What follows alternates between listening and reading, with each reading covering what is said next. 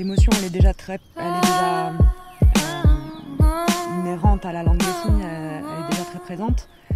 Alors pour moi c'est hyper important parce que je vais utiliser le chant-signe comme un outil de ma petite participation sur le combat collectif des sourds, de leur reconnaissance en tant que personne, en tant que citoyen. Et pour moi c'est un bon outil pour rassembler. Où est l'on met, j'ai rien vu. Pas de l'immeuble, t'as rien vu. Comme moi je lance furieuse, tout est paquet, les lèvres pleines. En fait, avec mes potes sourds, on dansait sur de la musique.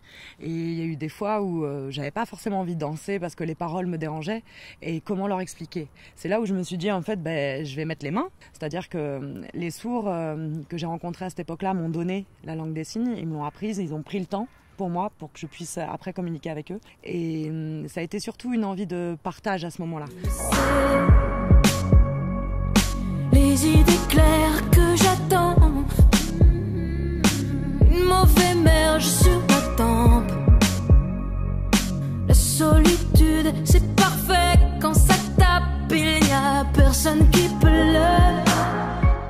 Je vais vouloir dans un premier temps être très précise sur le sens du texte et respecter l'œuvre de l'auteur, bien évidemment. Et aussi la musique, vu que j'entends, j'essaie vraiment d'aller dans tous les petits sons, les petits breaks, les trucs. Sur ça, je vais être hyper précise dans le corps. Et après, je défends quand même cette place de chansonneur comme une place d'artiste, avec le côté où je peux avoir mon interprétation et ma griffe. Je vais chercher et hontement les coups portés sur moi, la violence facile. Moi, le message, il est, alors, en tant qu'entendante, il est que c'est possible d'apprendre la langue des signes.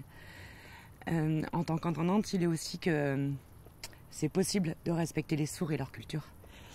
Et que le pont, il est possible entre sourds et entendants, ouais.